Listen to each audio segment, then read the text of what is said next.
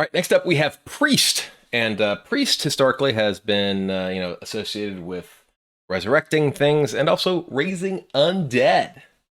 So priests in this expansion are aligned with the Scourge and have undead-related stuff like this: Shadow Word Undeath. So deal 2 damage to all enemies. If a friendly undead died after your last turn, deal 2 more. So a couple of important things here. One is a shadow spell, so this could potentially be used in a deck that is looking to shadow form with the bad Benedictus. And importantly, that is actually something that those style of decks have generally lacked. One of the things when I have been playing various forms of Shadow Priest that frequently has been an issue is actually dealing with larger boards, right? Anything like mischievous imps out of imp decks would be a real problem. You'd have tools in the form of the needle, or with Wrath of Lich King in the pool, something like Spirit Lash. However, you wouldn't really be able to deal with things that were 3 health or higher. You'd be good at dealing 1 or 2 damage, but 3 or 4 was a real problem if they went wide on you. And this is a card that can help actually do that. This, just combined with the needle by itself, is able to wipe a board of 3s. This, with an undead, can wipe a board of 4s. With undead plus needle, can wipe a board of 5s.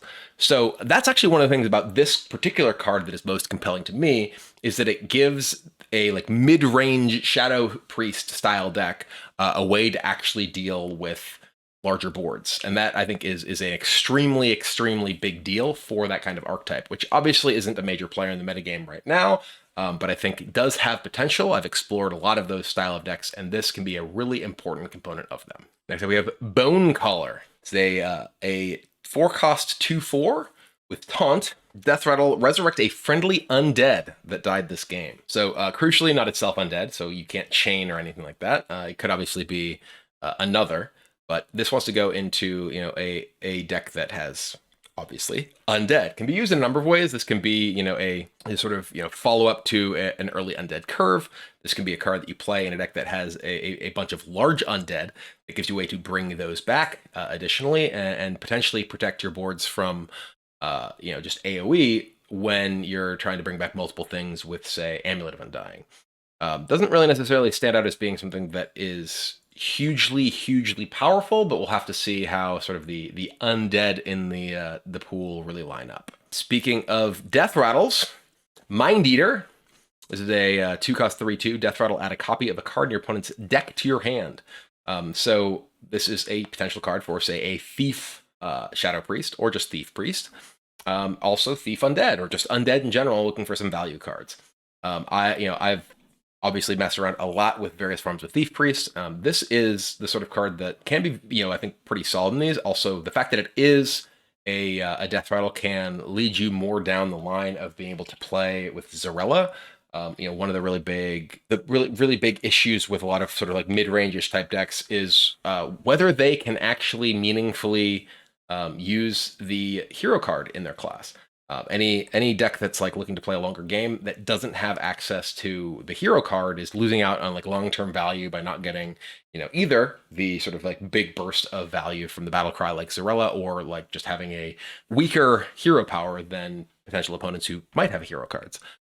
So this giving you another card that both can be a okay tempo play at least, but also can lean into giving you value from Zarella or from Amulet or something later in the game, as well as potentially working with the undead synergies from Shadow Word Undead can also be a really big deal. Next up, we have Grave Digging. 4-cost shadow spell. Draw 2 cards. Cost 1 if a friendly undead died after your last turn. One of the big things that a lot of Priest decks struggle with is card draw. Card draw, historically has not been a strength of Priest outside of big Northshire Cleric, Wild Pyromancer type combos. You have lots of card creation, but very little in the form of draw. And this is the sort of thing that a aggressive style of Shadow Priest deck, or even a mid-range style of Undead deck, would definitely want. So this is a really big payoff, right? A 1-cost draw 2 It's a shadow card, so it can definitely go into your your Shadow Priest deck, obviously, and obviously wants you to lean on having a higher density of undead minions in your deck. And overall, it just feels like a pretty strong card. Also, the fact that it does fill that hole of, hey, this is a card draw effect for priests that they typically don't have is a really big deal.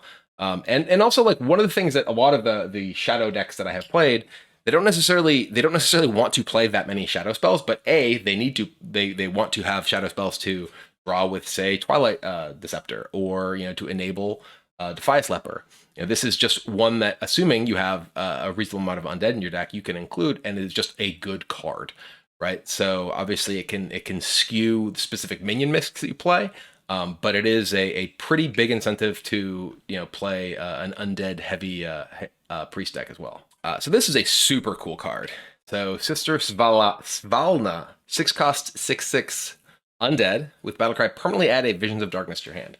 So Visions of Darkness is a 3-cost Shadow Visions, but not really Shadow Visions. It's just discover a spell. Obviously, like, it is only the sort of thing that is good if you're planning on playing a long game, but it is attached to a non-terrible body. Obviously, pairs very well with Radiant Elemental. So if you get like multiple Radiant Elementals, and you're like, boom, discover. Pretty sweet. I don't know if it's necessarily even that good, because obviously, just sort of spending a bunch of mana each turn to discover and cast new spells, is that the sort of thing that in this world of, Denathrius's and other huge swings is the sort of thing that can actually win you the game? Unclear, but it's certainly cool. I love grindy value engines, probably more than the next guy. All right, next up we have Crystal Smith Cultist. Speaking of cards for aggro Shadow Priest, in particular, that care about that payoff of having shadow spells. Boom, a potential 1-cost 2/3. So, very, very strong tempo card. Even with the increased power of a lot of minions that we have seen, 1-cost 2/3 with no drawback is a really big deal.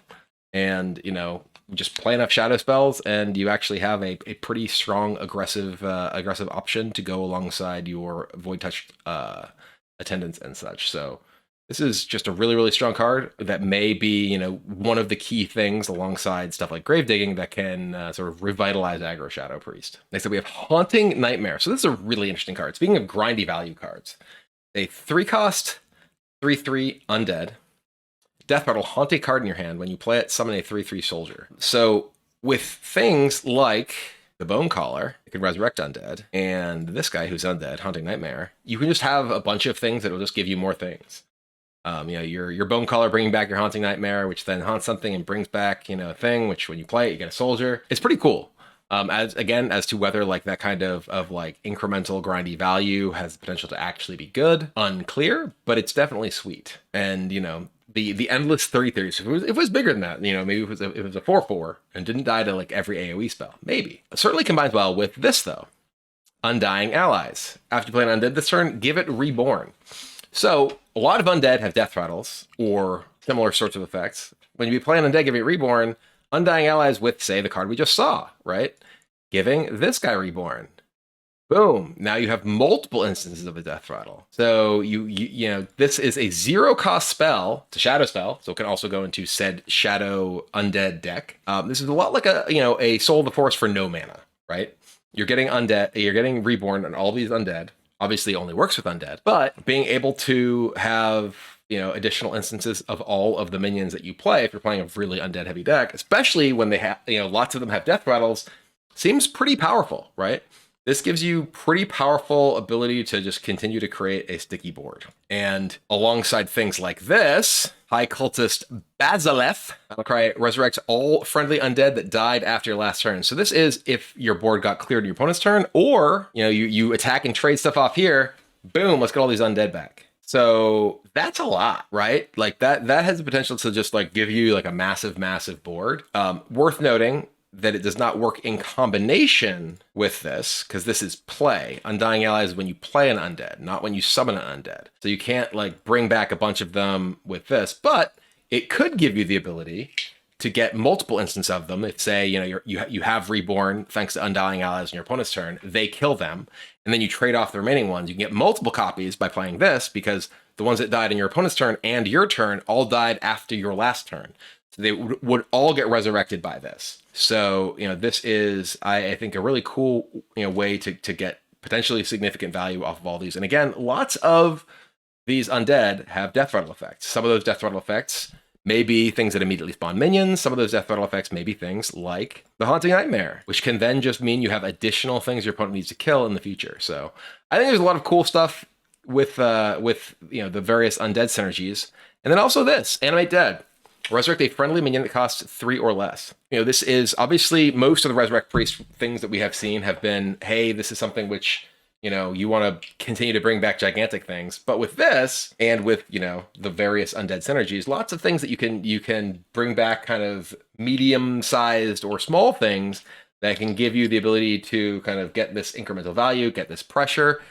This works very well with the Scourge Rager, the 5/4 Reborn with Battlecry Die, Resurrect, boom! Now I have a 5/4 with Reborn, because it resurrects it as its original form and still has the Reborn and doesn't have the Battlecry.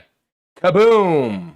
Got him. But yeah, this can, you could potentially use this to get a cheap Brand, right? You play a Brand, Tempo Brand on turn 3, your opponent kills it. It's like, all right, animate my Brand, play stuff, use my Brand.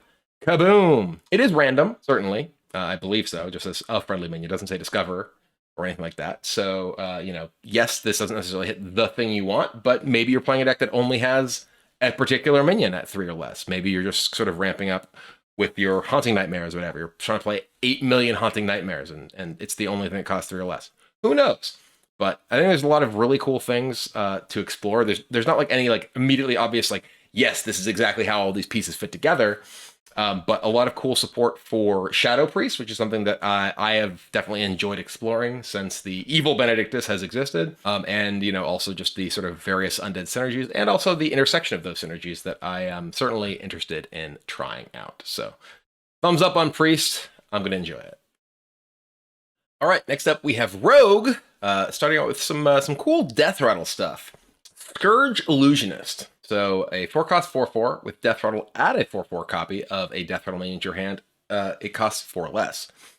So a couple of crucial things. One, this works with sketchy information. So sketchy information gives you the Death Rattle of a 4-cost or less Death Rattle minion in your deck. Boom. So sketchy information into this, if this is your, say you have 2 copies of this as your only Death Rattles in your deck. So this can give you, say, a 8-cost Death Rattle for 4, a 10-cost Death Rattle for 6.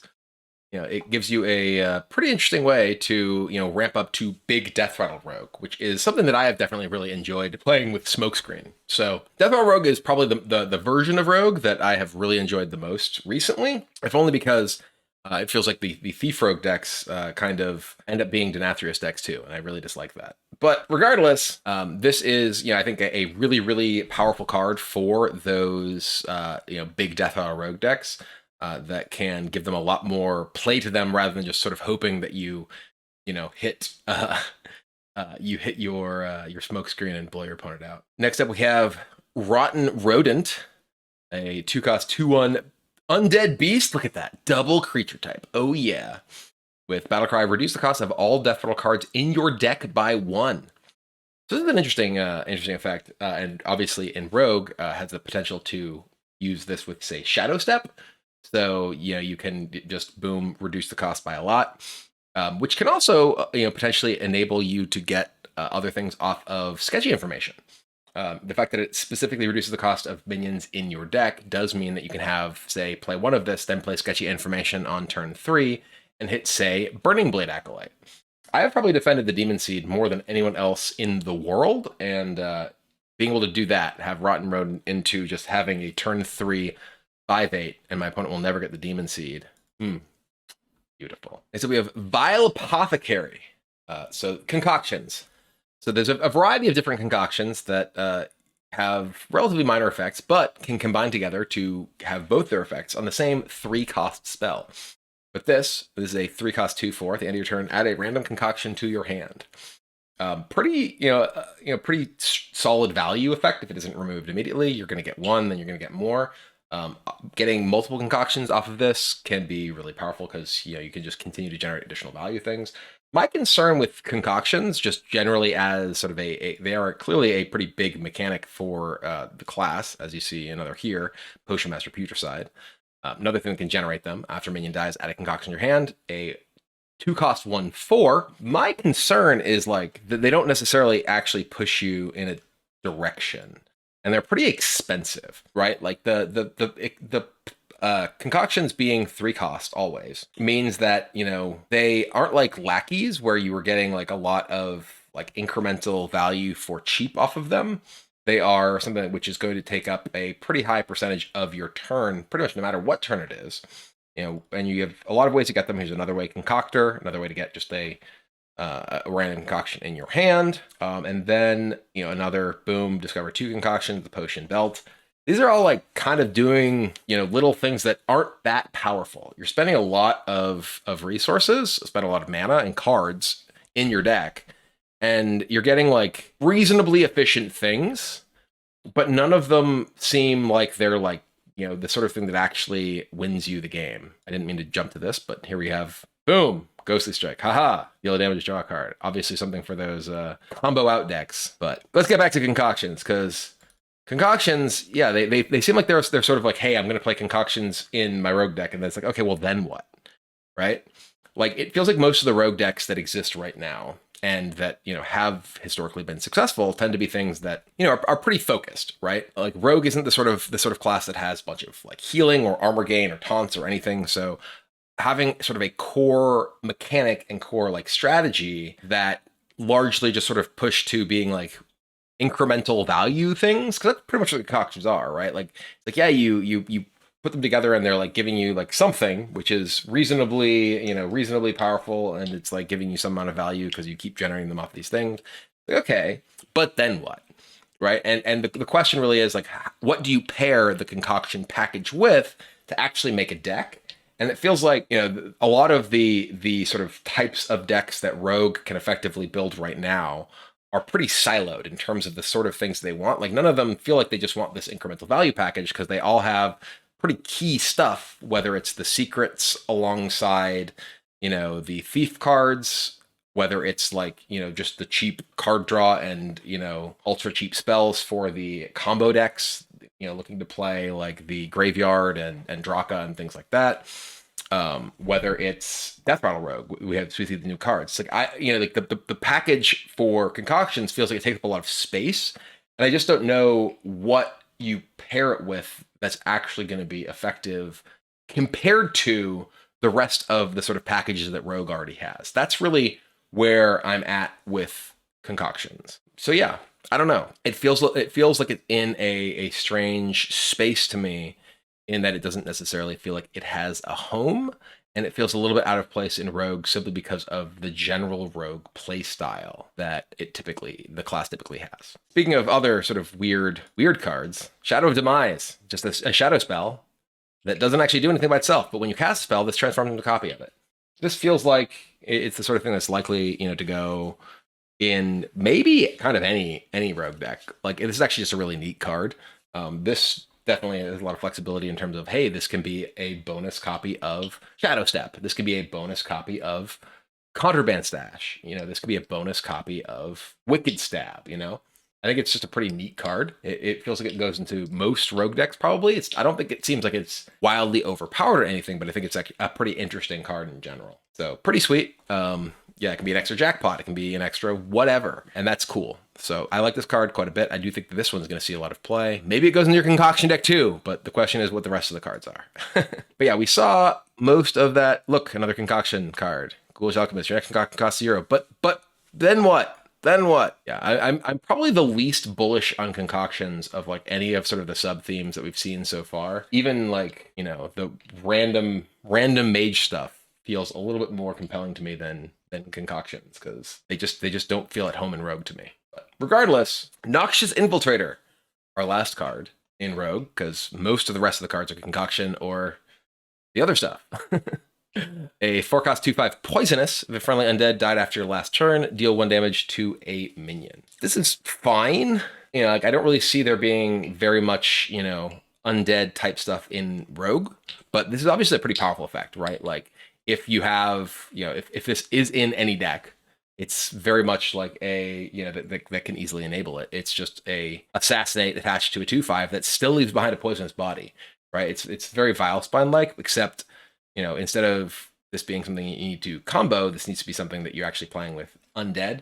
Maybe there's like an aggro rogue deck out there with undead, right? Like maybe there's like a decent number of like undead pirates or something. I haven't really looked through the full list of what is and is not undead, but this is if you have the ability to enable it, this is an extremely efficient card. So, whether there's like enough of a sort of like aggro undead package for rogue to look to for support of this is really the determining factor as to whether this does see any reasonable amount of play. Anyway, that's Rogue. So as I said, I'm very skeptical of concoctions. They just feel they're neat to me, but they just don't feel like the sort of thing that Rogue has great tools to really make use of. I feel like they have a lot of other directions the class is pulled, and that concoctions feels more like a supportive thing. Doesn't really feel like it is enough on its own to be like something that actually wins you the game in the way that the state of the game is these days. And it feels like I don't know what else you end up really playing with it when all of the other packages feel like they're pretty substantial, and concoctions requires a lot of cards on top of that. So I don't know. Maybe I'll be proven wrong. Concoctions definitely seem neat, and I'd love them to see play. But as of now, I'm a little down in concoctions, and mostly excited to mess around with Death Rattle Rogue, because that's where my heart is. All right, next up, we have Shaman. And one of the big themes for Shaman is undead. We have a start off with 3-cost, 3/2, Unliving Champion. If a friendly undead died after your last turn, summon 2 3/2 zombies. It itself is a 3/2 undead. Obviously, how reasonable this is as a threat is contingent on the number of early game undead that you can actually play, and how good those are. Shaman has like a decent number of ways to actually support having sticky minions and a bunch of bodies in play. Bloodlust is obviously the most notable and common example, but a sort of an undead like Shaman Bloodlust deck, with a bunch of sticky minions does. With support like this, that hey, you're getting a bunch of stuff for killing my stuff. Feel like it has at least some potential if there's sufficient other support. But there are a lot of other things that are supported rather than just like the sort of aggro-ish stuff like this fellow. It is an undead, but it's certainly not an aggro undead. 8-cost 3/8 with Taunt, Lifesteal, Reborn, and Death Rattle. With deal 3 damage to a random enemy. This is a kind of a bizarre card. It does have Lifesteal. So the fact that, this comes down, your opponent has to attack through an 8 health minion, and then it death rattles and does 3 damage to something and gives you that life back, and then reborns, and then they have to attack through your Lifesteal minion and then get the death rattle of deal 3 damage back. So kind of a crazy card. Obviously can be, your opponent can go over it pretty handily.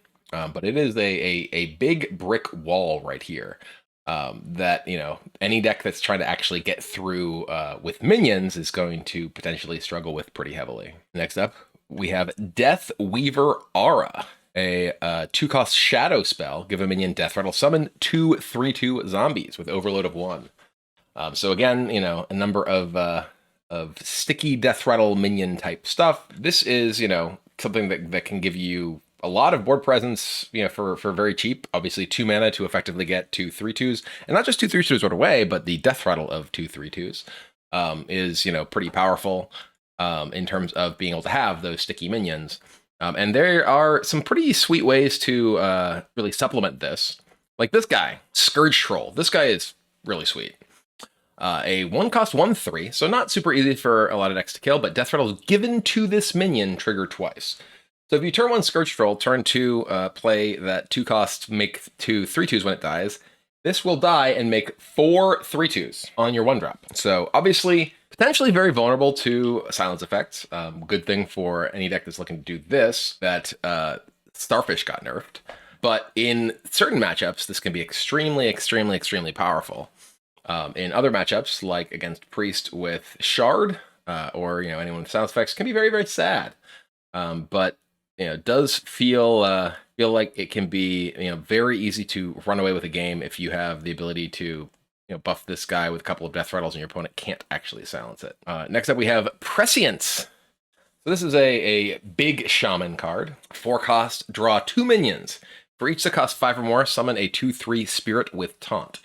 So I like this card a lot. One of the big things that a lot of Shaman decks can struggle with is card draw. We have seen a number of ways that Shaman has gotten card draw through things like Famished Fool, but that's obviously something that requires you to have a bunch of minions. The only card draw we've really seen has been supported by minions dying or playing Murlocs in Shaman, really.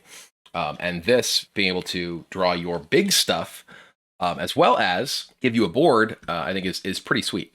Obviously this isn't even just like you have to play all 5 or more. You can still be playing a deck that say plays Bran or Bolner to combine with big stuff, if you so choose. But you do get a significant payoff of your 4 cost spell potentially just giving you a Feral Spirits without Overload if your deck is just big minions when you play this. So certainly pretty sweet right there. It's also a shadow spell. So if you are playing, say multicaster in your Shaman deck that you're then drawing with this and not getting a guy, it can be that much more powerful. Next up, From the Other Side, another shadow spell. 10 cost. Summon a copy of each minion in your hand. They attack random enemy minions, then die. So this is pretty clearly like just a card for a big Shaman archetype that allows you to have a bunch of big stuff that your opponent doesn't just get to remove individually and then you're out of stuff. It's giving you copies of a lot of gigantic things, and if they have death rattles, like say the Lifesteal death rattle guy with Reborn or whatever, you can get a bunch of sticky minions with this that will actually help potentially swing the game. And not just be an immediate attack. There's also this guy, Overlord Drakaru, pretty much the peak of big Shaman minions. A 9 cost 6/8 with Rush and Wind Fury. After this attacks and kills a minion, resurrect it on your side. So obviously this From the Other Side, being able to get you, a like not just hey this guy comes in and kills things, but also steals it and you get to take it on your side as well. And you still have this in your hand. So pretty sweet right there. Obviously just by itself, this can be, play this, eat your guy, get 2 guys, boom. I don't believe this has to survive the attack either. So, this could attack into like a small thing and then attack into a large thing along with, say, something else that whittled it down a little bit and boom.